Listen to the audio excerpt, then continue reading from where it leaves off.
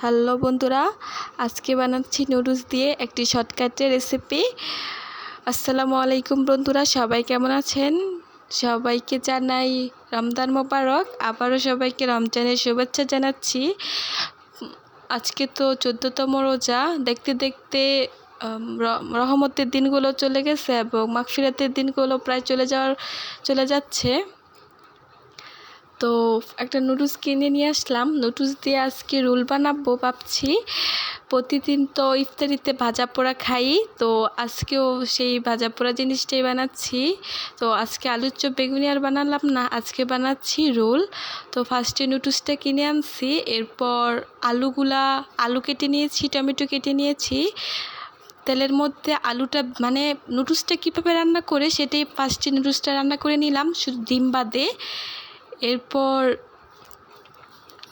নুডলসটা রান্না করার পর নামিয়ে রেখেছি। নুডলস তো আমরা সবাই রান্না করতে পারি, তাই এইটার আর ডিটেলস বললাম না। তো নুডলসটা নামিয়ে রাখার পরে আটা নিয়েছি, আটা কিংবা ময়দা যে কোনো জিনিসটাই নেওয়া যাবে। তো আমার পাশে আটা ছিল, আমি আটাটাই নিয়েছি। এটার মধ্যে লবণ দিয়ে আটার যে ডোটা তৈরি করে যেভাবে, সেভাবে আটার ডোটা তৈরি করেছি। রুটি বানাইছি যেভাবে আমরা, সেভাবে আটার ডোটা তৈরি করলাম। তো এটাকে ছোট ছোট করে রুটি বানিয়ে নিচ্ছি।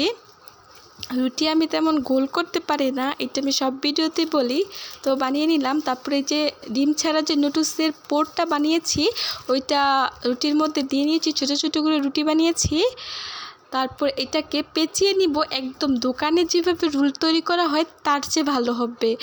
বন্ধুরা, আপনারা বাসায় বানিয়ে দেখবেন যে রোল বানানোটা কেমন হয়। দোকানের যে কোনো অংশে খারাপ হয় না। আমি বানিয়েছি, খুব ভালো হয়েছে। আপনারা বাসায় ট্রাই করতে পারেন আমার মতো এই শর্টকাট রেসিপিগুলো কিন্তু ইফতারে ট্রাই করতে পারেন।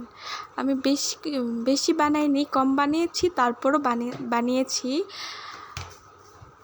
আমার ভিডিওটা পুরোটা দেখবেন এবং সবাই একটা ছোট্ট করে কমেন্ট করে বলে যাবেন রেসিপিটা কেমন হয়েছে।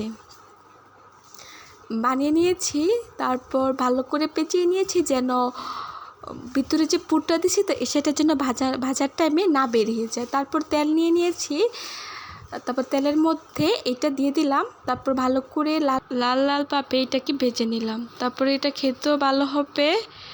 আপনারাও কিন্তু বাসায় ট্রাই করতে পারেন।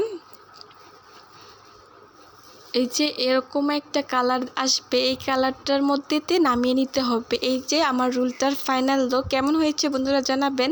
নতুন কোনো ভিডিও আসা পর্যন্ত সবাই ভালো থাকবেন, সুস্থ থাকবেন। Take care.